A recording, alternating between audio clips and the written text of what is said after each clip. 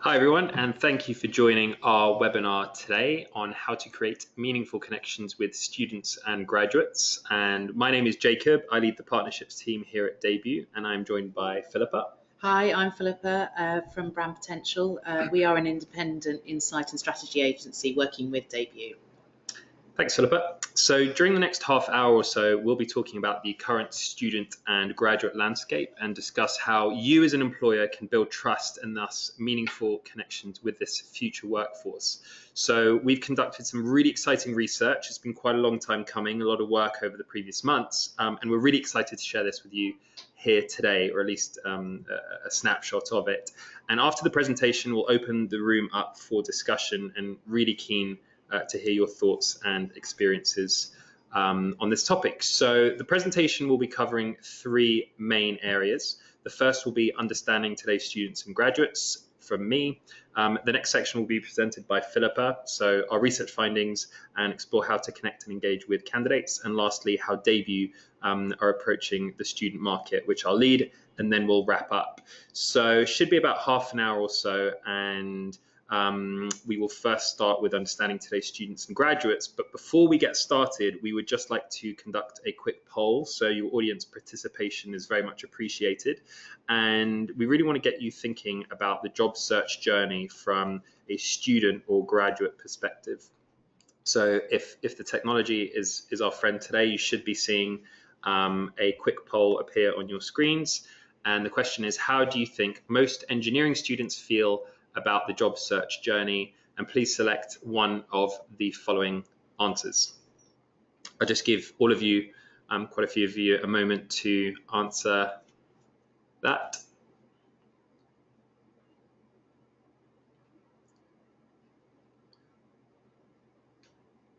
Cool. Okay, I can see the results. We'll share them with you in just a little while. So let's jump straight into the rest of the content.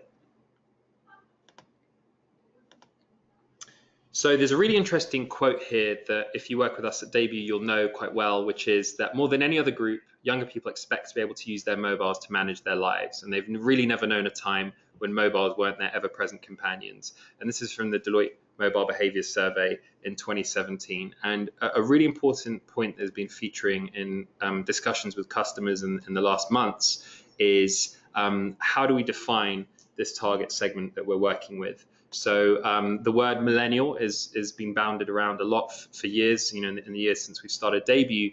But actually, millennials are now 22 to 37 years old, and they're a really important segment for us as a company, and they grew up in a digital world. But really, it's Generation Z who are up to 23 years old today. So they were born in 1995, and they were born into a very digital world, which has yielded some significant differences, and one that's really important to categorize is how much they use their phone. So this is research from Adobe, and it shows that millennials spent 5.2 hours a day on the phone, and if you compare that to Generation Z, 5.9 hours. So if you bought into using us a few years ago, we were walking around saying 32 hours a week for a millennial glued to their phone. For Generation Z, that's now 40 hours a week. So if millennials didn't scare you through their behaviors, Generation Z certainly should.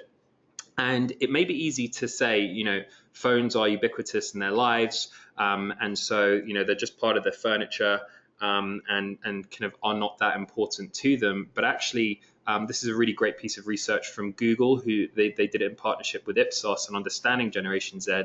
And this segment has defined getting a phone as the third most important milestone for them in their teenage lives, just behind graduating from school and getting a license. So a phone being an ever-present companion is not something that is of little importance to them through being around all the time. It's actually the third most important milestone for them in their personal lives. And it's easy to understand why. The average age at which a millennial got their phone was 16, but for Generation Z, that's now at 12. So being born into a mobile native world. So millennials are mobile pioneers, according to Google, and Generation Z truly are mobile natives. Now, it's it's really, it's really important to understand what technology they use, what's their preferred means of communication. But equally important is to understand the world around them, how they experience it.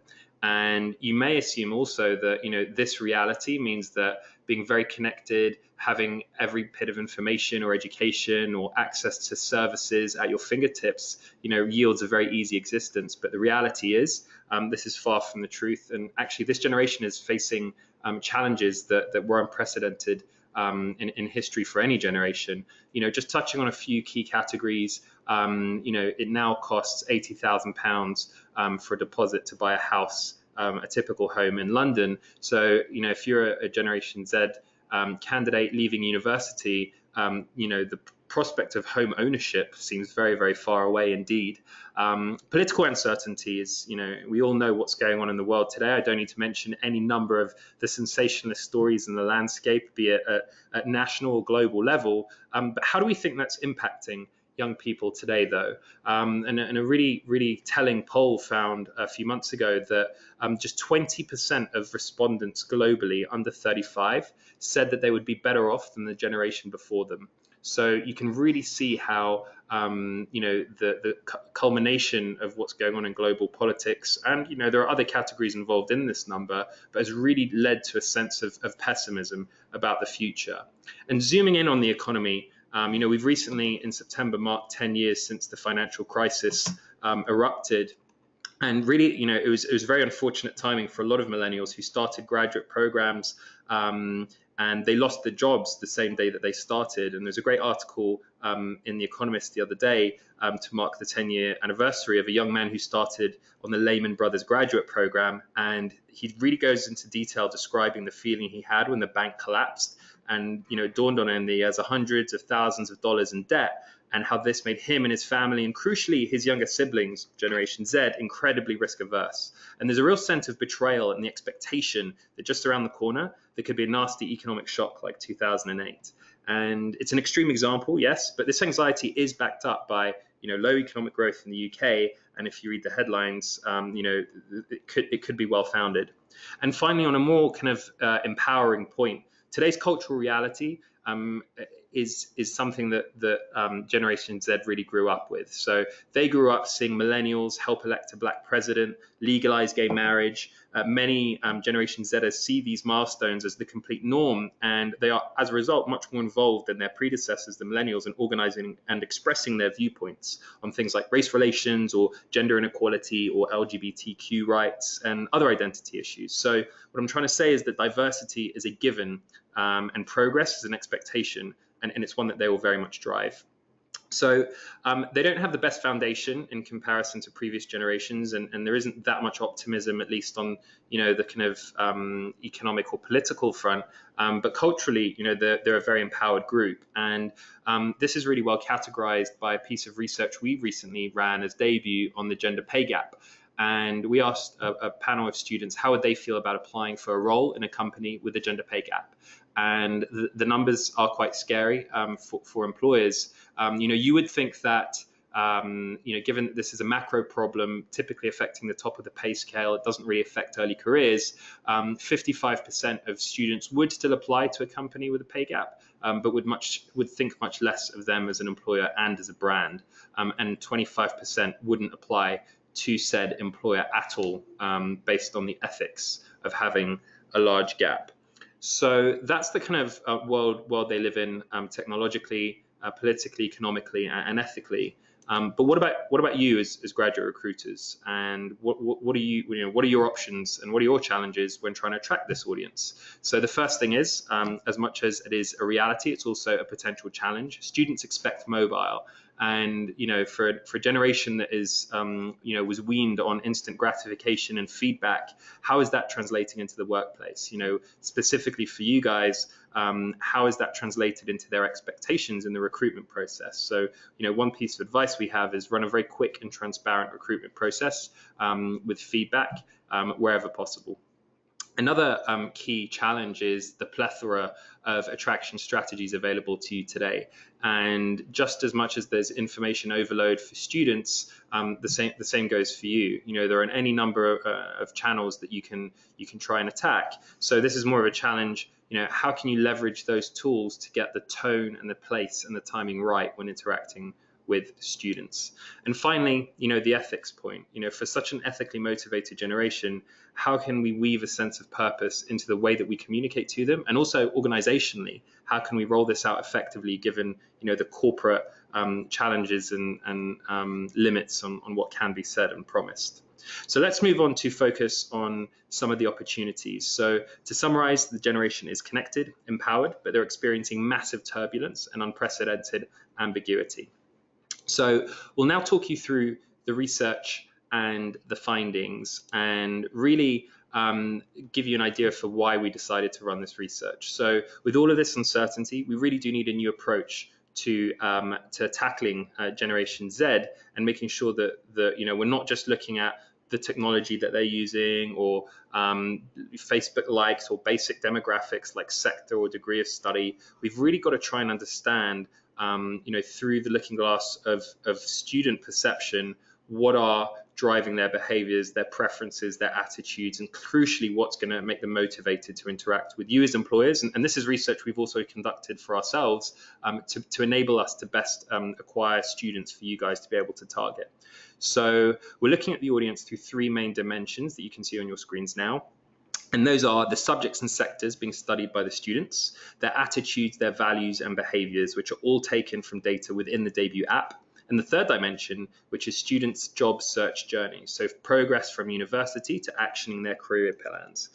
And all dimensions need to be understood in concord with each other to provide a holistic view of their experience and therefore build that really crucial trust, in a sea of ambiguity that they're experiencing at the moment. And we at Debut, we consider ourselves very good at speaking to this audience already. We have caused nearly 150,000 students to download our app and be very engaged with it, but we really wanted to challenge ourselves to know them really inside out. So that's a bit of background as to why we conducted the research. I'll now hand you over to Philippa, who will share some of the really exciting findings and new ways of looking at this market with you now.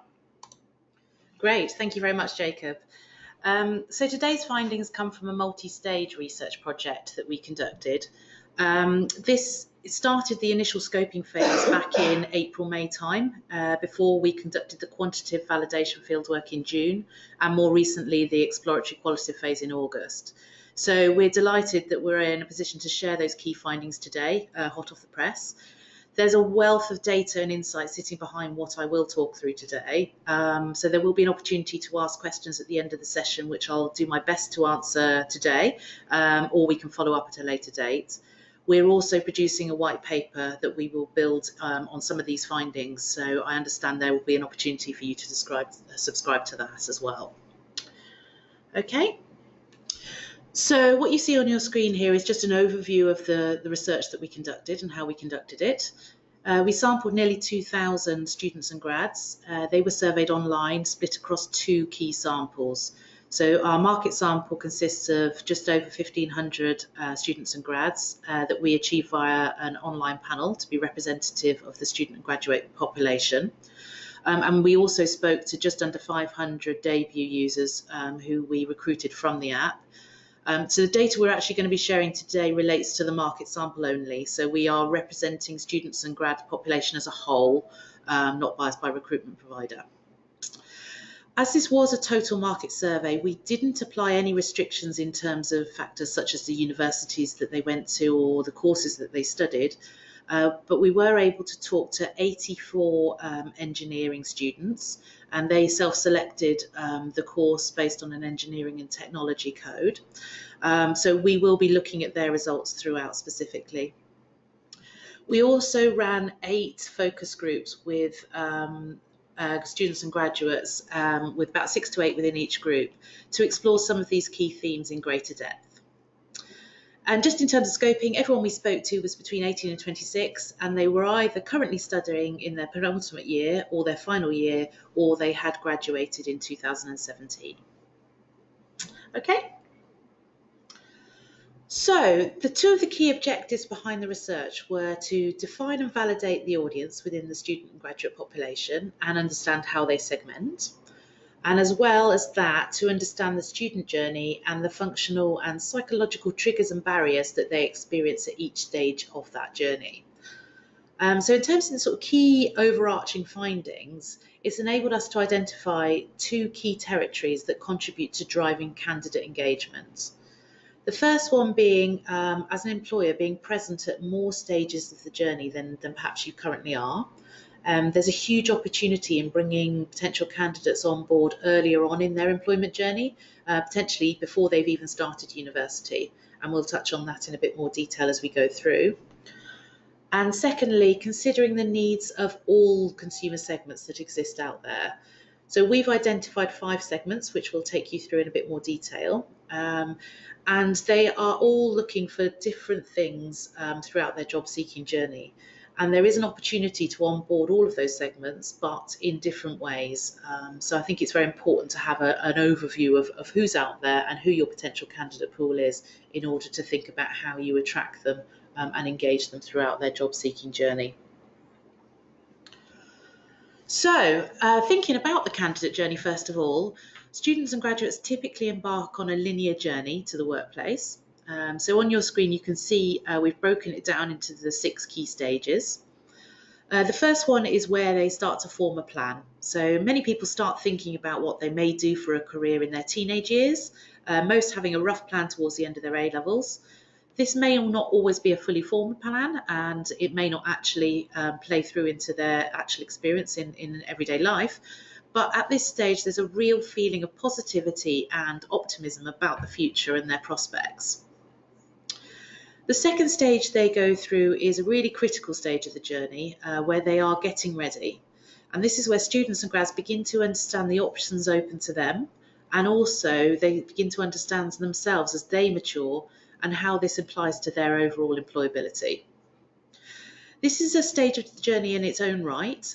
It's too often overlooked or compacted, but it is also something that overarches the whole process. So as they experience more of the subsequent stages of the journey and build up their knowledge and understanding about themselves and their prospects, they're constantly evolving in terms of who they are and their options that continue to be open to them.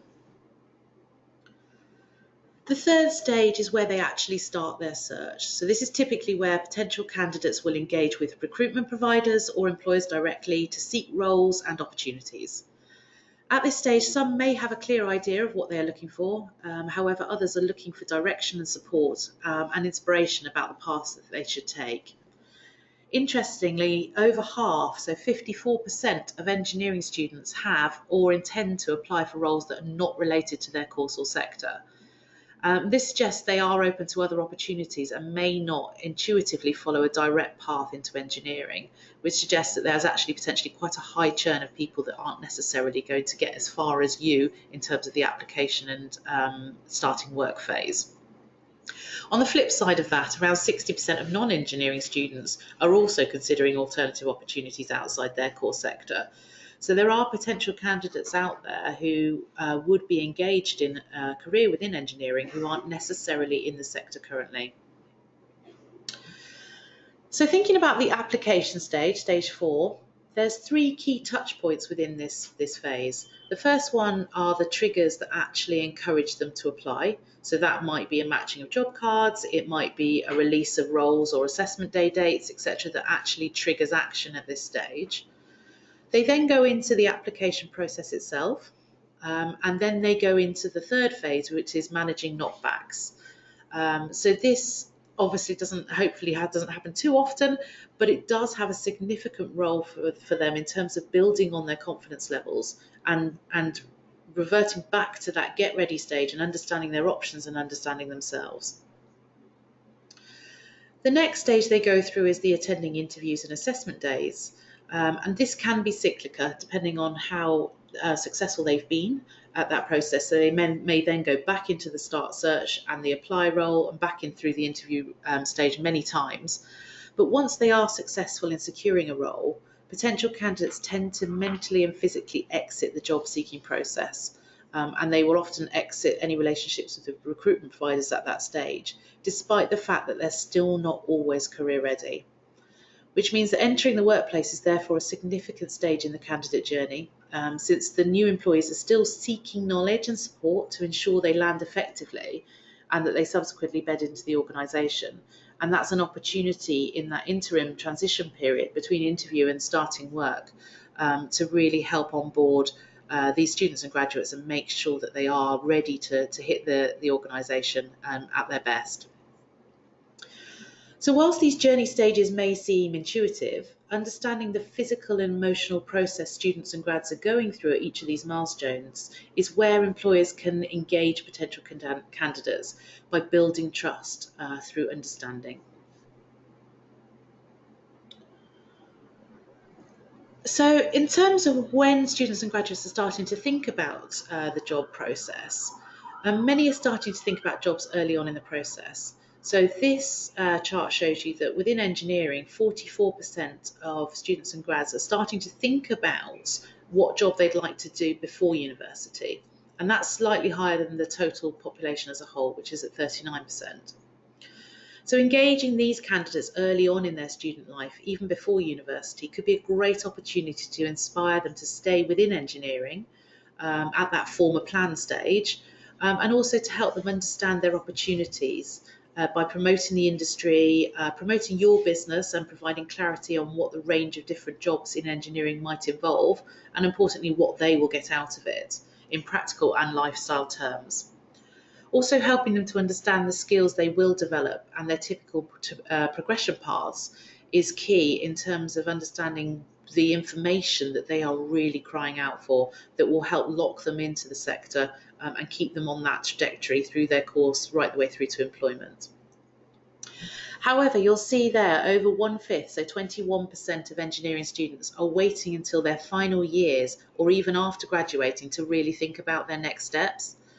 And this suggests that many are moving through the job seeking journey very quickly. So panic and emotional lows tend to set in if candidates try to do stages 2 to 5, so getting ready right the way through to interview in one step. They typically lack self-knowledge, resilience, they have a lack of understanding about what their opportunities might be, and as a result, their confidence tends to hit a bit of a low. Therefore, onboarding these candidates earlier on in their journey will help them slow down at the critical stages and ensure they are career ready once they get to the interview stage and enter the workplace. So we're now going to take a look at the needs of engineering students and grads throughout the job seeking journey to help us better understand them, the challenges they face, and what they are looking for from employers. So there are sort of 4 key pain points that engineering students and grads experience in the job seeking process. So the first one here is around lack of experience. So the quote there from one of the people we interviewed was, "I need experience within my chosen industry. If internships and work experience were more readily available in larger industries such as the aviation industry, this would be ideal." So we see nearly 3/4 of engineering students are actually rating important to have access to graduate schemes, internships and placements. And that's higher than the market sample at 61%. So this is a real area of interest. And it's something that actually retrospectively, we heard a lot in the qualitative interviews that we did, that they wish they'd known about these opportunities earlier on in the process so that they could build that experience bank up before they started to search and apply for roles. Lack of direction is another key pain point. So we see 58% of engineering students and grads are looking for help to think about roles they may not have been considering before.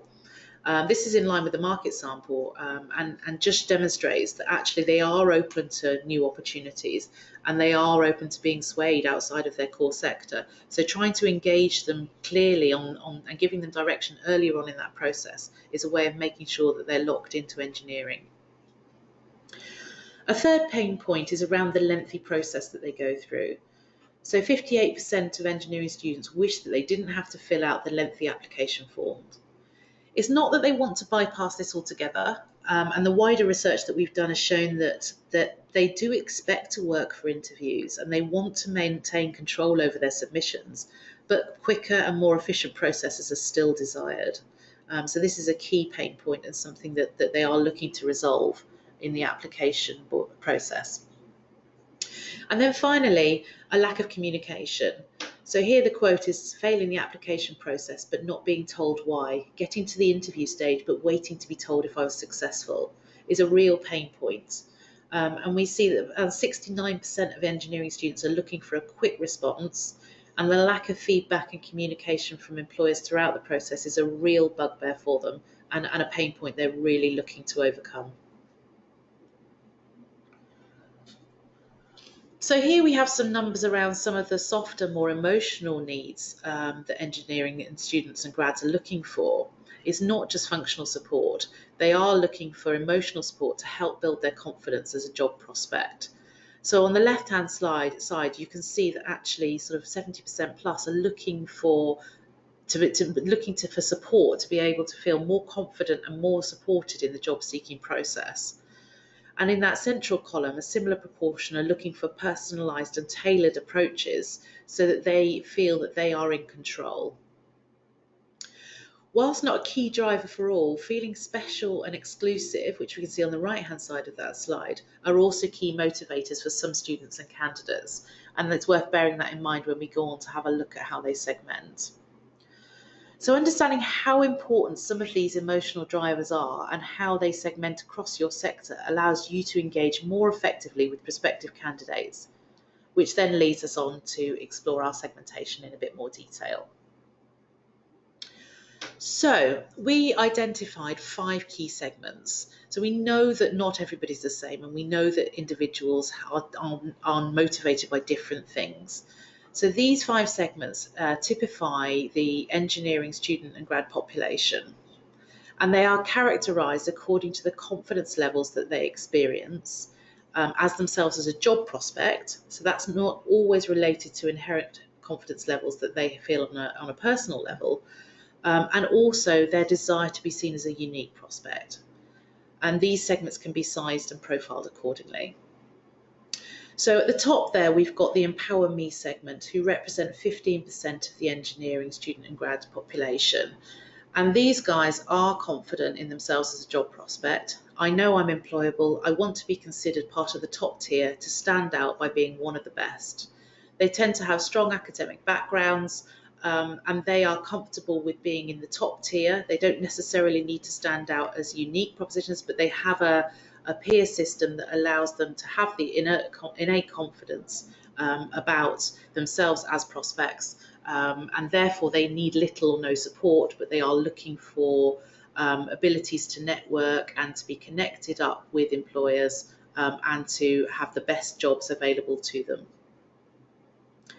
The next segment is the Connect Me segment, who represent 31% of the engineering population. These guys are also relatively confident in themselves as a job prospect. I'm very capable, but I have more to offer than people see on paper, and I want to be seen as a unique prospect and not to be missed. So their key characteristic versus Empower Me segment is that they want to be identified based on their unique skills, and they want to be able to have opportunities provided for them that are exclusive and make them feel special.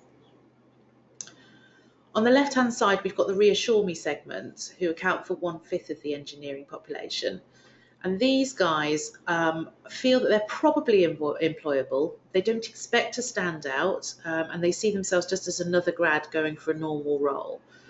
So they are sort of moderate in terms of their confidence, but they do need some support and some direction. And they tend, as a result of that, to get a little bit complacent because they're not sure what they're doing, and they tend to scattergun in terms of applications. They will apply for a lot of roles across a lot of sectors because they're not sure of exactly what direction they should take. The next segment down are Support Me, and they account for 12% of the population. They are similar to Reassure Me, but they really need a great deal more support and direction and focus. So they probably feel that they can get a job, but they need help to really provide them with direction and the impetus to actually start on that job seeking journey. And then finally, we've got Rescue Me here, who account for 21% of the engineering population. And these guys don't fit the standard grad employability mould, or at least they don't think they do. They think they might have something to offer if somebody takes a chance on them and notices them. And these guys are really devoid of confidence. They find the whole job seeking process very overwhelming, and it causes a lot of anxiety. So they need a lot of support, but they also need somebody to notice them and pick out their key skills in order for them to excel. Okay, so that's a brief snapshot of the 5 segments. I'll just give you a bit more detail about a couple of them just to help paint a picture and bring the segments to life. And again, we will have full availability of each of the segment cameos in the white paper. So just looking at the Rescue Me, just to give you some guidance on how to interpret these cameos, the information is there to help us characterise these segments versus the total market sample. So, for example, here it says that they're more likely to be women. That's not to suggest that they are all women. It's just that they are more likely to be more women in this segment than there are in the student and graduate population as a whole. But there are also males in this segment. However, what it does do is give you a clear indication on the way this segment feels about the job seeking journey and what they are looking for from employers. So demographically, they tend to be slightly more women, slightly more white, aged 20 to 21. They tend to be in their 3rd or 4th year before they're actually actively looking at job roles and going and thinking about the application process. So they tend to leave it late in the process, and this leads to feelings of intimidation and overwhelmed by the number of prospects that are out there. And they're really looking to feel understood and to be made to feel less anxious. Because they are panicked and they aren't sure of the direction they should be taking. So they are looking for a lot of support, both from recruitment providers and employers directly. And then if we take another example of Empower Me, who are almost the polar opposite of Rescue Me, they tend to be slightly more male, less likely white than other segments. And these guys feel very confident in themselves as a job prospect. They tend to have chosen their degree for the career that they have in mind, and started looking for jobs much earlier on in the process, before entering university even. And they may already have an offer locked down before they've graduated. So arguably, these candidates are the most attractive from an employer perspective, since they are inherently confident and driven. But as you'll see, they only account for 15% of the market, so they are in short supply. Interestingly, there's no evidence to suggest that these candidates are actually any academically superior to the Rescue Me's, but they are potentially more career ready because they've got that inherent confidence, and they are sort of almost ready to step into the workplace because they've got a clear direction about where they're heading. So knowing this, employers may need to think about what can be done to support some of the less confident candidates earlier on in the process to increase the pool of desirable candidates at the stage they are ready to apply for roles. So I think this sort of kind of gives us a clear idea of the types of candidates and graduates that you've got in your pool of prospective employees. And hopefully we've been able to demonstrate that a one-size-all-fits doesn't always fit, and might not always be successful in engaging the best potential candidates. And consideration needs to be given to the different consumer typologies and also the journey that candidates go on before landing in the workplace. So I hope you found this sort of snapshot of research interesting. I'm going to hand back to Jacob, who is going to close up the session. So thank you very much. Great, thanks a lot, Philippa. So I just wanted to say that this session really just scratches the surface of our findings. And as you can see, there are a lot of opportunities to help with these segments, from tailored communications to when and how to reach them. And we can see that not only students and graduates are really different in terms of anxiety and confidence levels, but they also are very different in the journey they take towards their jobs. So taking this back to our 3-dimensional view here, we're now able to look beyond things like subject and sector and understand their journey a little bit more as well. And Debut as well is on a journey in establishing this research and starting to leverage these findings in evolving our product. And part of these sessions is going on that with you. And it's really fundamentally influencing how we develop our value proposition to employers, but also to our student base. So we're now going to move on to what we're doing right now. to deliver a very personalized experience to students. So as a reminder, we're an app for students, free to download. And when they download the app, they tell us quite a lot about themselves. But for you, the employer, it's a web-based dashboard that enables you to access the student population and engage with them specifically through their most preferred channel. So we capture over 80 data points about candidates, and this is an ever-evolving list that is very much influenced by conversations with employers and now by our own research. And we cover everything from demographic to work experience to academic to skills and achievements. This is really exciting. We've recently, at the beginning of this year, integrated world-leading assessments from our partner Qt, psychometric and cognitive abilities. So this is really important because if we think back to the awareness stage that Philippa was talking to earlier, these tests provide a real point of value to students, and they're really popular with first-year students because they enable them at a moment when they really have no idea about, what's important to them or even where their strengths lie. Straight away for free in the app, they get a picture on the personality side of where their strengths lie. Where do they really outperform others? Or what is their inherent value in some of these personality traits. And the second point of value is that you as employers can target on personality traits or on cognitive abilities listed there on the right, and provide a very tailored experience to candidates that match the kind of skills and personality traits that you're looking for. And it's not just about who you target and what criteria you target them on. It's about how. So we really try and mimic the experience students expect in a mobile-driven world through our platform. So students receive personalized message from the recruiter at the employer, inviting them to very specific engagement activities. Not inviting them to your website, but rather specifically into things like assessment days, face-to-face interviews, recruitment events, video interviews, live streams, and conference calls. So if you think about accessing a pool of candidates and being very rapidly able to interact with them, that is exactly what Debut does. And a really great recent case study, just a few weeks old, is with BAE Systems. So they used us to target female STEM candidates for their applied intelligence program. And you can see the targeting criteria on the on the left. And we targeted females with the correct work visa, with a minimum degree results, with a STEM degree. And you can see the user journey in the middle. They got a push notification. Sorry for the ambulance driving by our office. And you can see on the right-hand side the outcome. So 26 female STEM candidates showed up to an assessment center. All they got was a push notification from Debut, and BAE Systems made 14 hires in just 3 weeks. So very, very different timescales and funnel sizes in comparison to what some of us may be used to. So to summarize, we're not just in a tech-enabled world with this new generation. They're born into this digital age. So they're also actively trying to make the world a better place, and they're more informed than any other generation before them. So it's a very, very different world than what we experienced growing up.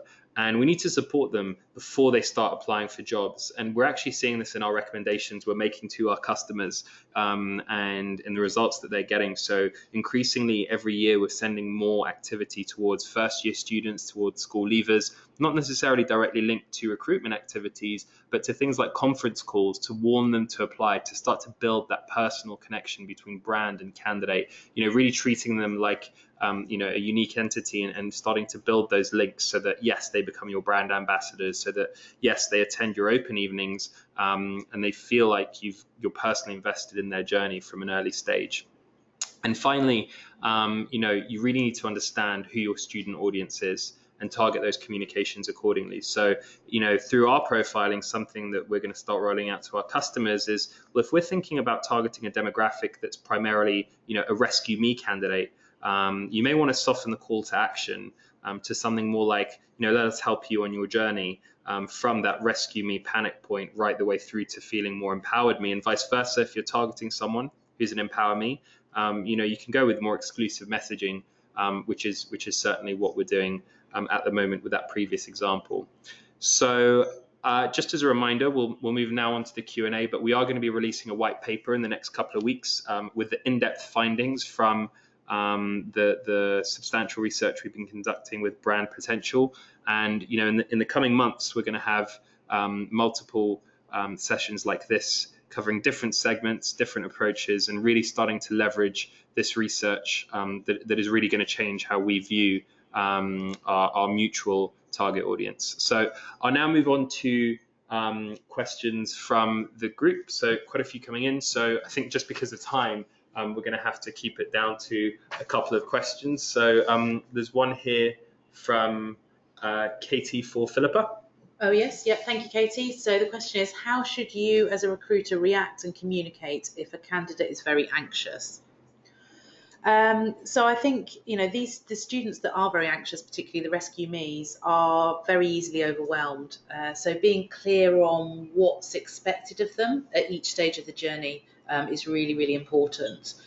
So giving clear guidance of what's expected of them at the application stage, but also at the assessment centre.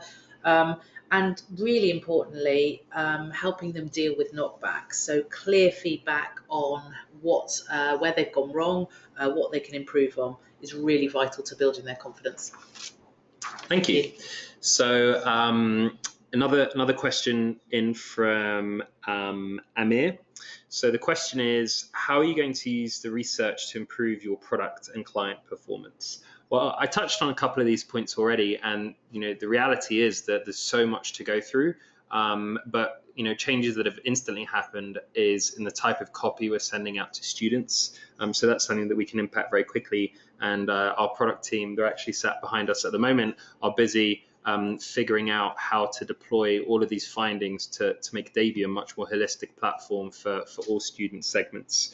So on the client performance side, straight away, in the way that we communicate to our users, but also, when we talk to our customers on the fly, we've already started to roll these out in making recommendations to them, and even outside of Debut, it's impacting their employer marketing communication. So big changes ahead, and some have already begun. Okay, I'm getting waved down because we've just crossed the 46-minute mark. So I think it's best we wrap up there. And I just wanted to say, thank you to so many of you for tuning in. And this will be available as a video recording. And again, the white paper out in a couple of weeks. So tell your friends. So thanks a lot, Philippa, for joining us today. And, for me, a big thank you to everyone. And I hope to see you soon. Thank you.